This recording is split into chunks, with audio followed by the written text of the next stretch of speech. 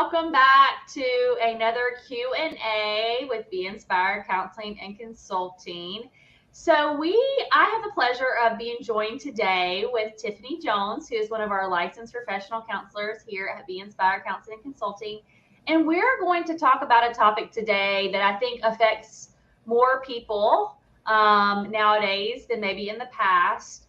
And also, it's a situation that people find themselves in that they typically don't expect to be in, and that is divorce. So, anybody that gets in a relationship, that gets married, they're often not starting their day and they're starting their marriage with the fact that it'll end this way. But sometimes, due to life circumstances, changes in the relationship, life struggles, just different challenges, sometimes a couple will get to the place where they realize that maybe no longer is it good or healthy, or that they want to remain in the relationship. And so they find themselves in divorce. So I'm glad to be joined by Tiffany, because not only is she an LPC, but she's also done her training in marriage and family therapy. So we're going to talk a little bit today about how do you function if you find yourself in divorce. So thanks for coming on today, Tiffany. Thank you for having me. Yeah. So let's just dive in and talk about, I think most people know what divorce is, but like, what is actually divorce for those people that, maybe not certain? Okay, so divorce, generally speaking, is like a legal separation from another party. Like obviously taxes are involved. There's potentially children involved, houses, land, how to divide things up. Like generally speaking, that's what is considered a divorce. Yeah. Maybe tell me a little bit about who is impacted by divorce and how it impacts not only the individuals that you may see in the therapy room, or like people outside of maybe somebody coming in for help, maybe as they're going through divorce, or maybe they're contemplating divorce. So right now, I think it's about 50-60% of marriages in a divorce. And so like men and women are both affected by divorce equally. As a whole in the United States, women are the ones who initiate the divorce. And in the yes, I didn't know that. Okay. and in Louisiana, if you have children, you have to be separated for roughly about a year in order to even begin that process legally. And so it's kind of like how to navigate having children, scheduling, work schedules, like how to find the new norm is generally what I see when I have my clients that I work with who are dealing with this or have dealt with this. It's kind of like, well, what is my life going to look like now? Just like you said earlier, when they got married, they thought, okay, this is it. This is the person I'm going to be with forever. And then life happened and life continued to happen. And then they, for whatever reason, weren't able to survive, their marriage at the end of the challenges that came along with it. And so then it's like, well, how do I find my schedule or routine with the kids? How do I decide when is the right time to move on? How do I, like, in general, take care of myself now that I'm not having a 2-person household or like having extra income? Things are very expensive right now. And so working, like being a single parent, or being just a person by yourself and kind of going from living with someone for several years to now living on your own can be very challenging and difficult.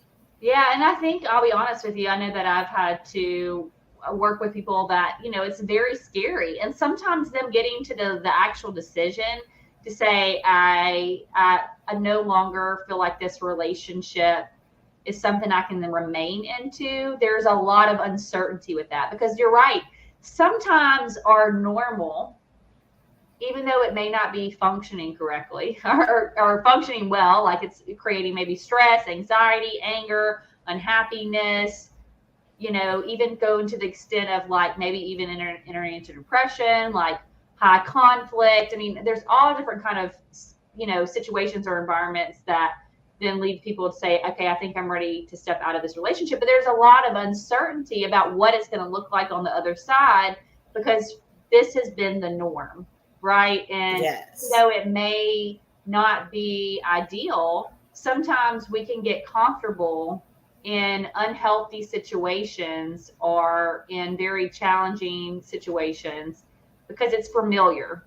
So going from the familiar to the unknown can be really a big step for people to make, because they are sometimes having to recreate a whole new vision of where they see their life going and what they want that life to be. And depending on how amiable a separation is, which I don't know about you, Tiffany, but I feel like a lot of times when people come to us, it's really a struggle because there's a lot of emotions involved.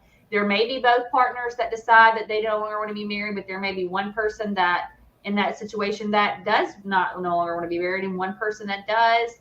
There sometimes can be situations surrounding what leads to a divorce that can lead to a lot of high conflict.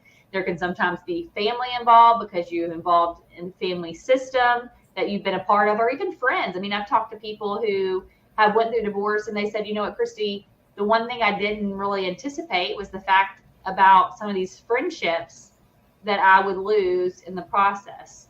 So there's a lot of uncertainty, a lot of mixed feelings, a lot of I don't know, just a lot of different things going on. So how do you help people in the middle of that? Because that can be a really hard place as they're either going through it. I mean, it can be hard to lead up to making that decision, but how do you help people in that area when they're like, they're going through it and it's not pretty? Generally speaking, what I'll try to do is I'll set some really firm goals. Okay, so we're gonna like work on establishing a routine for the day-to-day life, for example.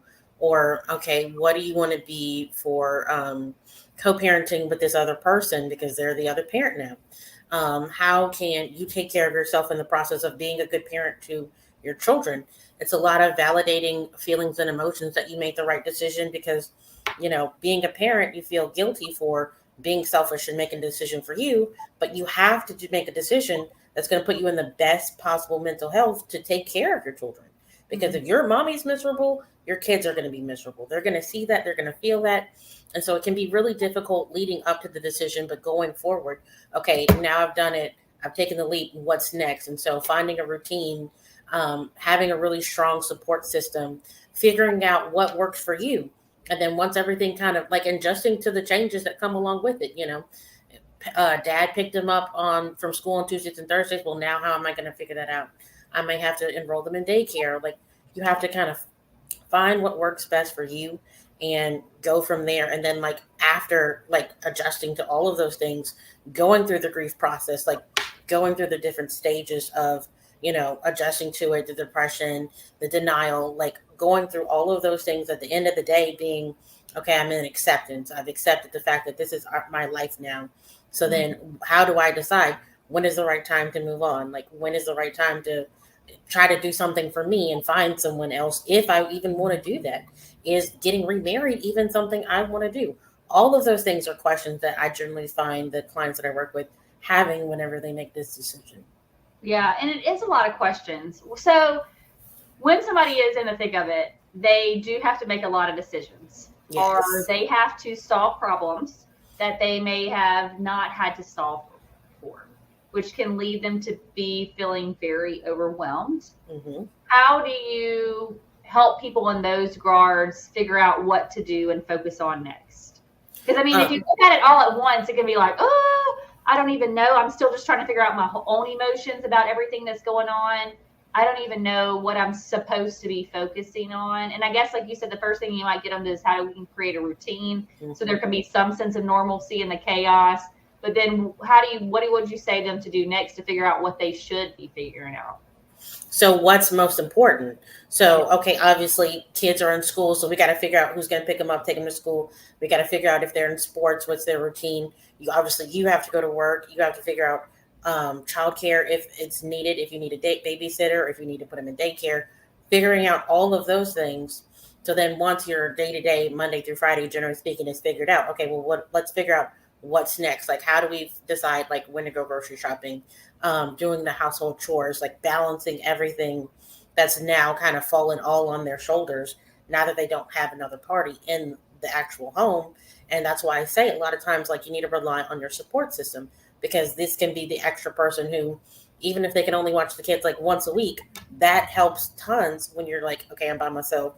I don't want to call in because I need the money because I have to pay. Like, and then also being amicable with your other parent, like, and if things aren't civil with the separation, like kind of having to figure out that, and like adjusting to what I am and am not going to say in front of my children, or what am I going to allow my children to see, like if I am upset, or if I am having a difficult time, like adjusting with everything, or feeling really overwhelmed. Having a schedule or structure kind of can answer some of those questions. And then after that, at the end of the day, okay, how do I process my emotions about having to make these decisions and having to like figure all these things out on my own?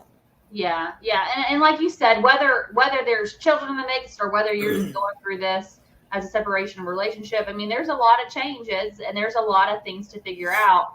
But it almost sounds like once we get through the survival piece, right, of like just adjusting to this new normal, and I know that sometimes normal doesn't set in for a long time afterwards because there may be still a lot of things that are undecided that can't get decided until certain maybe legal situations happen or there's certain finality to the ending of the relationship.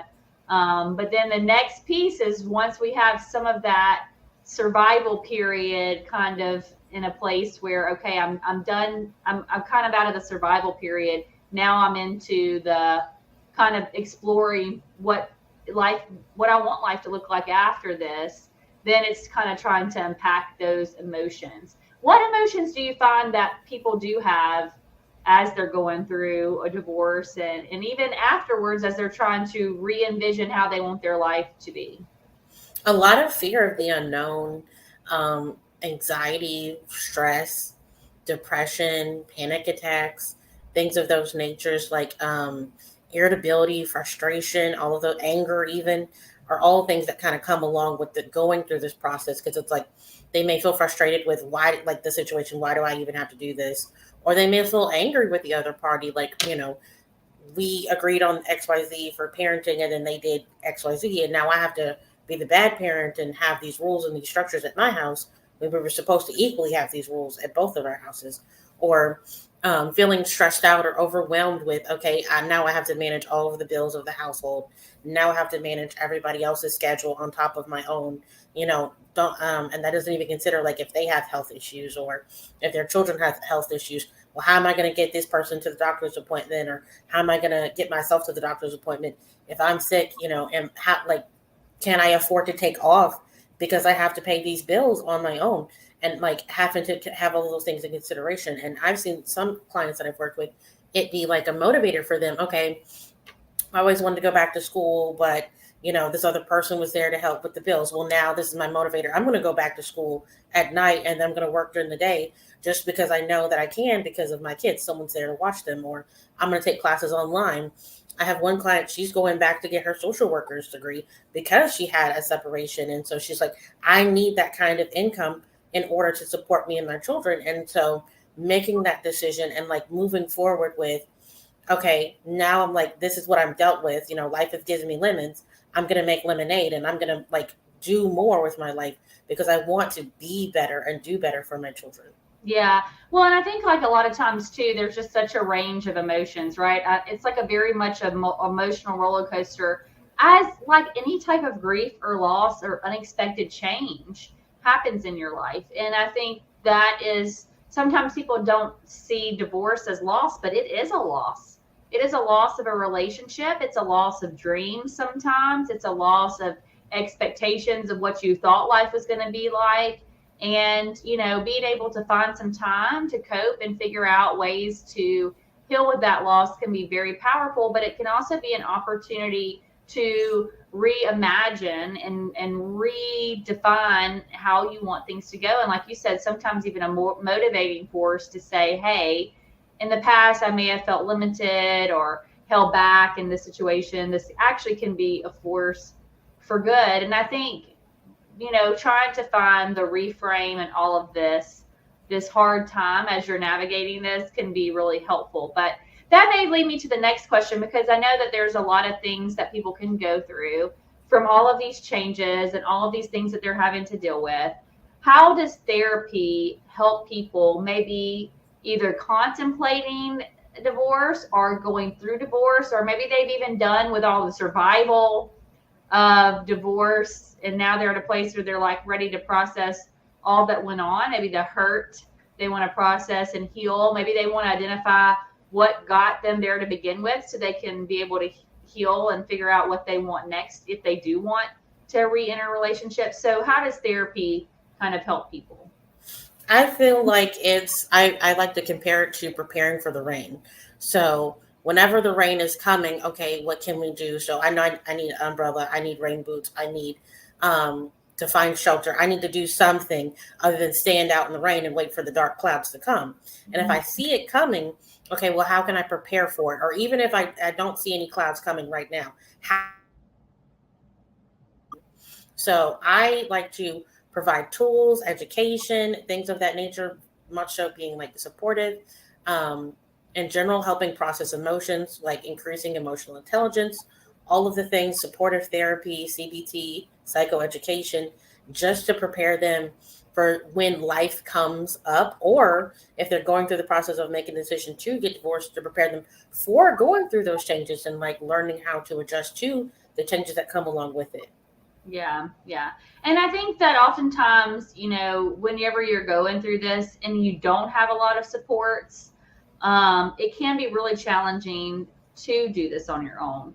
Yes. And so I think sometimes if you don't have some of those supports in life, also getting into therapy can be helpful because it is somebody that is a neutral party. I often think about this because whenever you are going through a divorce, there can be a lot of opinions, Mm-hmm. right, Tiffany? Yes. There's a lot of advice giving, Mm-hmm. well-meaning people that may not hit correctly, right? Yep. There's a lot of different opinions because a lot of times people are in some type of family system, whether it be like, the in-laws over here or the in-laws over Mm-hmm. here or the friends, whatever. Everybody has different opinions, thoughts, whatever. And it can be well-meaning, but sometimes those opinions and responses can even add to the overwhelm. So Yes. sometimes even if you have supports in your life, sometimes just having a neutral party that's not involved can really help you process things from a different perspective so that you can discover what is the next best step for you and how you want to figure out how to move forward in this.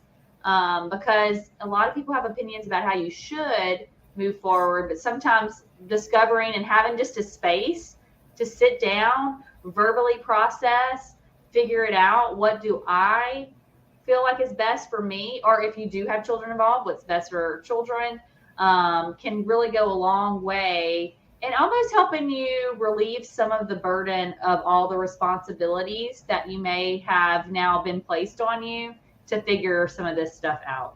Absolutely. I agree 100%. Yeah. So, Tiffany, if people are like, look, you know what, this came at a good time for me, or talking about something that maybe I'm going through, I'm really on a struggle. I want to be able to move forward, and I want to be able to function, and I want to figure out how to process some of these really conflicting emotions that I'm having that are going on all at once. So that way, even after the ending of this relationship, I can rediscover who I am and how to live life in a different way. How do you help people and how can they reach out to you? Well, they can reach out to me through 318-226-7021, and talk to Samantha and schedule an appointment, or go to beinspiredcc.com and click schedule an appointment and find my name. Go to the calendar and schedule an appointment with me. It'll show my availability, the times that I have available, and in general, like being open minded. You know, I might not necessarily be the best fit for you, but we're going to figure it out together. And if I'm not, obviously we have other counselors here. Like some of my men sometimes work better with male clients, like James, that we have here at Be Inspired. If you're having issues with co-parenting, we have Lauren who has a co-parenting class, and she's amazing, so it definitely works. Um, and then we have other counselors here who are more experienced or may be able to come in at a different perspective. Yeah, or like you said, even if there's children involved, and I love how you're highlighting the different people too, because one of the things that I think that is here that we're able to offer is a really I call it therapy sometimes for the whole family because there's Yes. different specialties there's different ways that we can support different people in Mm-hmm. different capacities because we have the team of therapists that really are awesome at helping the individuals that they serve. So, Tiffany, besides helping people through divorce, what are some other things that you feel like are really a specialty that you really like, either helping people through these sort of challenges, or any of the things that you tend to find clients that you work really well with? I work really well with clients who have like personality disorders, such as borderline personality disorder, bipolar disorder. I work with clients well who are in the LGBTQ community, and in general, clients that kind of struggle with interpersonal conflict, anxiety, depression, etc., etc. Yeah. All right. Well, Tiffany, thank you so much for coming on today and just kind of trying to talk about this really important topic that I think, unfortunately, a lot of times people find themselves in, and it's not the situation they ever intended or hoped or expected to find themselves in, but it can lead to a lot of struggles. And thank you for being somebody that kind of helps walk people through that kind of challenging and sometimes dark time that they might be going through in their life. So if y'all are like, hey, you know what, this hit home, y'all definitely reach out, like Tiffany said, and take a time to schedule an appointment with her. And kind of like she said too, one of the things that we really try to harp on in our office is that we ultimately want you to find the best help for you. And so come in and meet with us, and we'll make sure that we get you connected with the person that's best for you. But Tiffany's a rock star, so Thank you. highly recommend her. So, all right. Well, until next time, thanks so much for coming on today, Tiffany.